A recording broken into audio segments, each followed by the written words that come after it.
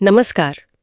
आज हम एक ऐसे विषय की तह में जा रहे हैं जो हजारों लोगों की उम्मीदों और सरकारी तंत्र पर भरोसे से जुड़ा है। हम बात कर रहे हैं ओडिशा में भर्ती परीक्षाओं की, खासकर ये जो OSSC यानी Odisha subordinate staff selection commission और OSSC से जुड़ी परीक्षाएं हैं, उनमें जो गंभीर विवाद सामने आए हैं जी, उनकी। हमारे पास जो सामग्री है उसमें कुछ हालिया न्यूज़ रिपोर्ट्स हैं और कुछ जांचों के मुख्य बिंदु शामिल हैं। हाँ, और देखिए इस पूरी पड़ताल का मकसद बिल्कुल साफ है।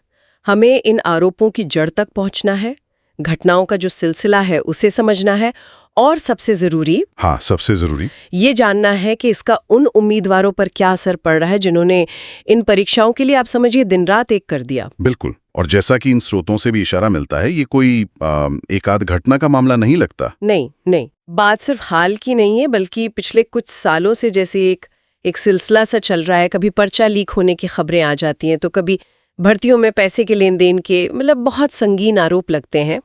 तो चलिए इस उलझे हुए धागे को थोड़ा सुलझाने की कोशिश करते हैं आज। कहाँ से शुरू करें? शायद वो 2021 वाली घटना जिसने पहली बार शायद बड़े स्तर पर ध्यान खींचा था। हाँ, सही कहा। 2021 में जैसे कि रिपोर्ट्स में आया है, OSSC या शायद OSSC से जुड़े कर्मचारी थे बिरंची नारायण साहू। वो विजिलेंस यानी सतर्कता विभाग की जांच के दायरे में आए। अच्छा। मामला था आय से अधिक संपत्ति का। उनके पास से अच्छी खासी मात्रा में कैश मिला, जमीन जायदाद के कागजात, बैंक स्लिप्स, ऐसी बातें सामने आई। एक कर्मचारी का आय से अधिक संपत्ति रखना, ये तो अपने आप में भ्रष्टाचार का मामला है ही, पर भर्ती प्रक्रिया के संदर्भ में इसका क्या महत्व था? क्या इसे वहीं तक देखा गया? नहीं, यही बात गंभीर हो जाती है। ये सिर्फ एक व्यक्ति के भ्रष्टाचार का मामला नहीं रहा, क्योंकि ये कर्मचारी भर्ती आयोग से जुड़े थे। हाँ, ये महत्वपूर्ण है। तो इसने तुरंत इस शक को हवा दी कि कहीं ये किसी बड़े रैकेट का हिस्सा तो नहीं।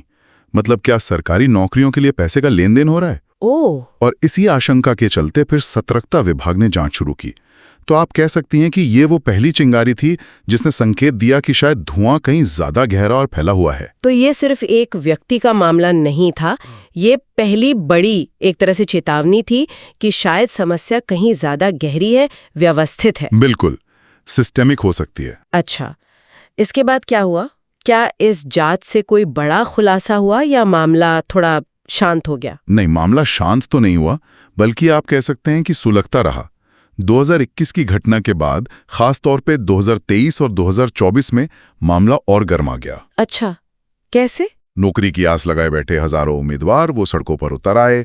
उन्होंने OSSC दफ्तर के बाहर लगातार विरोध प्रदर्शन किए। और उनके आरोप क्या थे? क्या वो सिर्फ देरी या प्रक्रिया में कुछ खामियों की बात कर रहे थे? नहीं, उनके आरोप कहीं ज्यादा संगीन थे। वो सीधे भ्रष्टाचार की बात कर रहे थे, चयन प्रक्रिया में धांधली की, और खासकर ग्रुप C की जो भर्तियां थीं, उनमें पेपर लीक होने का दावा कर रहे थे। अब सोचिए, जो युवा सालों की मेहनत के बाद परीक्षा देते हैं, उनके लिए ये सुनना कि पर्चा पहले ही बाहर आ गया था, कितना बड़ा झटका होगा। बिल्कुल, भरोसा ही उठ जाता है पूरी प्रक्रिया से। मीडिया में भी इसकी काफी चर्चा हुई होगी फिर। हाँ, बिल्कुल। मीडिया ने इन विरोध प्रदर्शनों को, इन आरोपों को काफी प्रमुखता दी। बार बार ये मांग उठने लगी कि या तो परीक्षाएं रद्द करके दोबारा निष्पक्ष तरीके से कराई जाए, या फिर इस पूरे मामले की जांच किसी बड़ी स्वतंत्र एजेंसी, इसे CBI से कराई जाए। और ये मांगे हवा में नहीं थीं, ये उम्मीदवारों के भविष्य का सवाल था। सही बात है। और क्या इन आरोपों में कोई सच्चाई सामने आई? क्या ये पेपर लीक वाली बात सिर्फ आरोप ही रही या इसकी कभी पुष्टि हुई? देखिए, यहीं पर कहानी और गंभीर मोड़ लेती है। मध्य और उत्तर 2024 के दौरान कई स्रोतों और पुलिस जांचों ने इस बात की पुष्टि करना शुरू कर दिया कि हाँ, ओडिशा भर्ती परीक्षाओं के प्रश्नपत्र वास्तव में लीक हुए थे। तो ये कंफर्म हो गया? हाँ, ये अब सिर्फ अफवाह आरोप नहीं रह गया था। तो क्या पता चला? ये लीक कैसे हुआ, कहाँ से हुआ, कोई आइडिया? पुलिस जांच की जो कड़ियां थीं, वो एक बाहरी प्रिंटिंग प्रेस तक पहुंची। Printing press? जी। पता ये चला कि जिस प्रेस को प्रश्नपत्र छापने की जिम्मेदारी दी गई थी, वहीं से पेपर लीक हुआ था। और इस सिलसिले में कुछ गिरफ्तारियां भी हुई, जिनमें प्रिंटिंग और पेपर हैंडलिंग से जुड़े लोग शामिल थे। बाप रे! ये एक बहुत बड़ा खुलासा था, जिसने पूरी भर्ती प्रक्रिया की विश्वसनीयता पर आप समझिए गंभीर सवाल खड़े कर दिए। जाहिर है इस खुलासे के बाद तो हड़कंप मच गया होगा। उम्मीदवारों का गुस्सा, प्रशासन पर दबाव, सब कुछ। बिल्कुल, जब ये साफ हो गया कि भाई पेपर लीक हुआ है, तो उम्मीदवारों का गुस्सा और बढ़ा। जो पहले से प्रदर्शन चल रहे थे, वो और तेज हो गए। साथ ही कई उम्मीदवारों और कुछ समूहों ने अदालतों का दरवाजा खटखटाया, जनहित याचिकाएं दायर की। इस चौतरफा दबाव के चलते फिर आयोग और सरकार को कदम उठाने पड़े। क्या कदम उठाए गए? कई परीक्षाएं जिनके पेपर लीक होने की पुष्टि हुई या जिन पर बहुत गंभीर शक था, उन्हें या तो रद्द कर दिया गया या फिर उनकी तारीखें अनिश्चित काल के लिए आगे बढ़ा दी गई। ये तो उम्मीदवारों के लिए बहुत ही निराशाजनक स्थिति रही होगी। सालों की तैयारी, उम्मीदें और फिर सब कुछ अनिश्चित। निश्चित रूप से ये उनके लिए एक भयानक, एक तरह से अनिश्चितता का दौर था। न केवल उनकी मेहनत बेकार गई, बल्कि भविष्य भी जैसे धुंधला नजर आने लगा। और सोचिए, कई उम्मीदवार तो शायद अपनी उम्र सीमा के करीब पहुंच रहे होंगे। हाँ, उनके लिए तो ये और भी बड़ा झटका था। बिल्कुल। अब सवाल ये उठता है कि शक के दायरे में कौन कौन है? क्या ये सिर्फ वो प्रिंटिंग प्रेस वाले लोग थे या मामला और भी फैला हुआ लगता है? स्रोत किस ओर इशारा करते हैं? स्रोतों को अगर हम देखें तो शक की सुई कई दिशाओं में घूम रही है। एक तो जैसे हमने शुरू में बात की, आयोग के कुछ निचले स्तर के कर्मचारी। हाँ, वो बिरंची साहू वाला मामला। जी, जिनकी संपत्ति जांच के दायरे में आई। तो सवाल उठता है कि क्या ऐसे और भी लोग हैं सिस्टम में? और बिचौलियों की भी बात हो रही थी शायद। हाँ, दूसरे नंबर पर आते हैं बिचौलिए। ऐसे आरोप हैं कि कुछ लोग उम्मीदवारों से संपर्क करके उन्हें नौकरी दिलाने का वादा करके मोटी रकम वसूल रहे थे। अब ये लोग सिस्टम में कहां तक पैठ रखते थे, ये जांच का एक अहम विषय है। सही बात है। और प्रिंटिंग प्रेस के अलावा ये जो परीक्षा कराने वाली एजेंसियां होती हैं, थर्ड पार्टी। बिल्कुल। प्रिंटिंग प्रेस के कर्मचारी तो सीधे तौर पर पेपर लीक मामले में सामने आए और गिरफ्तारियां भी हुई, लेकिन इसके अलावा वो तृतीय पक्ष एजेंसियां भी जांच के दायरे में हैं, जिन्हें ऑनलाइन या ऑफलाइन परीक्षाएं आयोजित करने का ठेका दिया जाता था। अच्छा। क्या उनकी प्रक्रियाओं में कोई खामी थी? क्या उनके कर्मचारी भी इसमें शामिल थे? ये सब सवाल अभी जांच के अधीन है। तो ऐसा लगता है कि ये जाल काफी बड़ा और कई स्तरों पर फैला हो सकता है। तो यह मामला सिर्फ एक जगह हुई चूक का नहीं लगता, बल्कि कई स्तरों पर संभावित मिलीभगत या फिर लापरवाही है ना, उसका इशारा कर रहा है। जी बिल्कुल। अब तक इस पर कार्रवाई क्या हुई है? क्या जांच किसी नतीजे पर पहुंच रही है? देखिए, कार्रवाई तो चल रही है, लेकिन जैसा कि ऐसे जटिल मामलों में होता है, अंतिम नतीजे तक पहुंचने में समय लगता है। पुलिस और राज्य की जो अपराध जांच शाखाएं, CID, वो जांच कर रही हैं। कुछ गिरफ्तारियां हुई हैं, खासकर पेपर लीक और संदिग्ध पैसों के लेन देन के मामलों में। लेकिन क्या ये गिरफ्तारियां मुख्य साजिशकर्ताओं तक पहुंच पाएंगी, ये देखना अभी बाकी है। और अदालतों की क्या भूमिका रही है इसमें? क्या वहां से कोई राहत या कोई निर्देश मिला है उम्मीदवारों को? अदालतों ने निश्चित रूप से हस्तक्षेप किया है। उम्मीदवारों और छात्र संगठनों ने कई याचिकाएं दायर की हैं।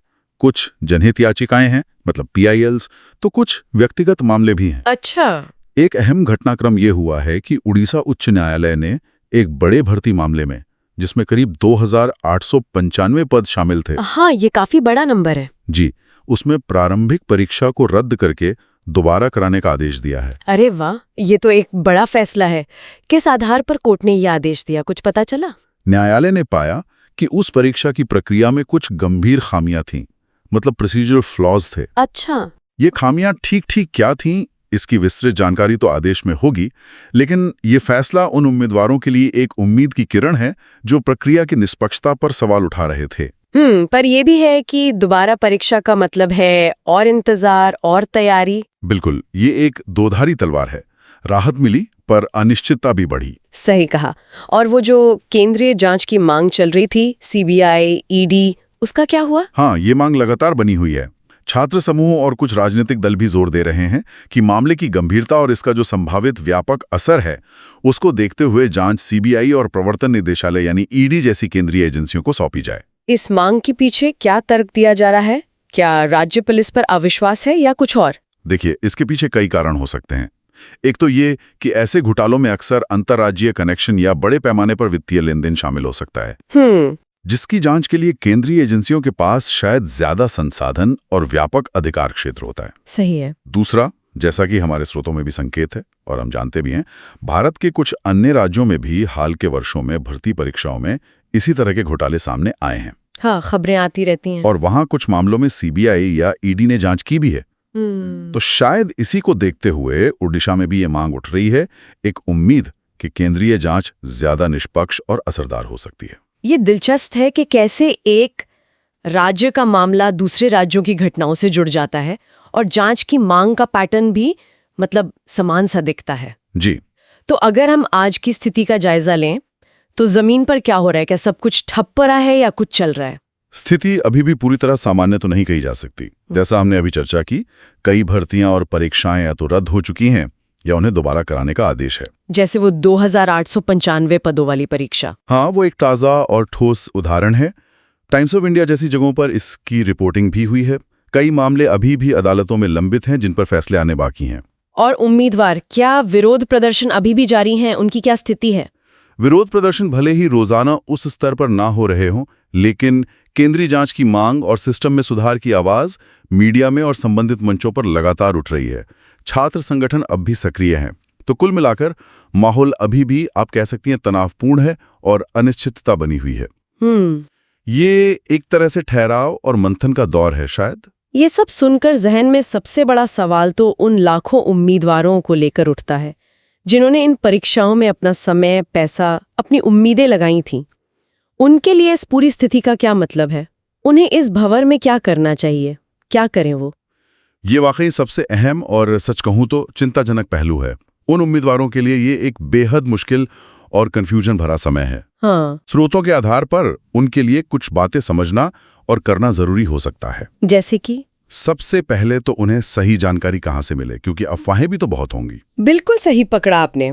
सबसे पहली और सबसे जरूरी बात, उन्हें किसी भी अपडेट के लिए सिर्फ और सिर्फ आधिकारिक स्रोतों पर ही निर्भर रहना चाहिए। यानी OSSC या OSSC की वेबसाइटें, उनकी प्रेस विज्ञप्तियां और राज्य सरकार द्वारा जारी सूचनाएं।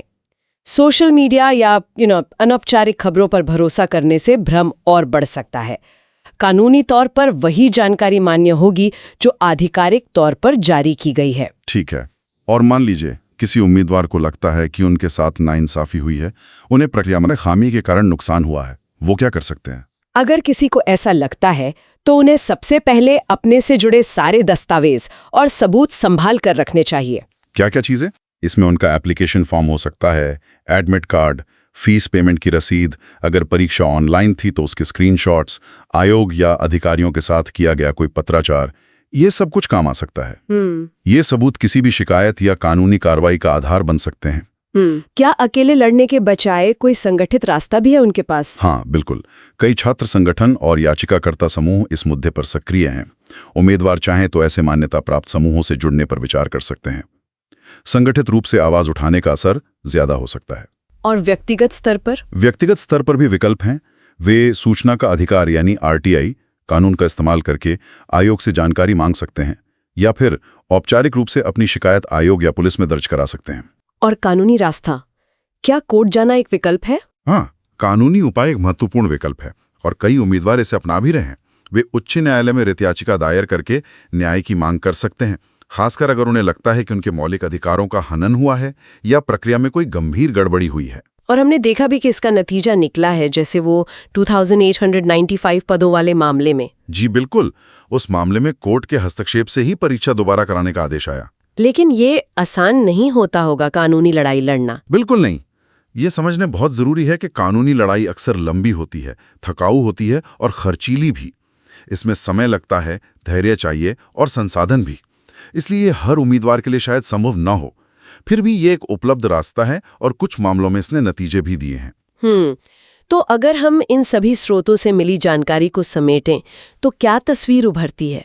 मतलब ये ओडिशा में भर्ती परीक्षाओं से जुड़ा एक ऐसा मुद्दा है जिसकी कई परतें हैं और जो कई सालों से चल रहा है। सही। इसने बार बार पेपर लीक होने की घटनाएं हैं, भ्रष्टाचार के गंभीर आरोप हैं, सिस्टम की तरफ से प्रतिक्रियाएं भी हैं, जांचें हो रही हैं, गिरफ्तारियां हुई हैं, परीक्षाएं रद्द हो रही हैं।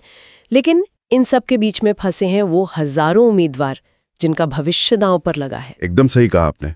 जो बात सबसे ज्यादा उभर कर आती है वो ये है कि ये सिर्फ कुछ इक्का दुक्का गड़बड़ियों या अनियमितताओं का मामला नहीं लगता, बल्कि ये पूरी भर्ती प्रक्रिया की व्यवस्था में मौजूद शायद कहीं ज्यादा गहरी खामियों और कमजोरियों की तरफ इशारा करता है। समस्या सतही नहीं बल्कि प्रणालीगत, मतलब सिस्टेमिक लग रही है। तो इसका असली मतलब क्या है? अगर ये प्रणालीगत है तो इसका समाधान क्या है फिर? ये बहुत बड़ा सवाल है। हाँ, ये हमें वाकई सोचने पर मजबूर करता है। इन स्रोतों की जानकारी से एक कदम आगे बढ़कर अगर सोचें तो सवाल ये उठता है कि इतने बड़े पैमाने पर जहां लाखों उम्मीदवार शामिल होते हैं, वहाँ एक निष्पक्ष और पारदर्शी भर्ती प्रक्रिया सुनिश्चित करना कितना चुनौतीपूर्ण है।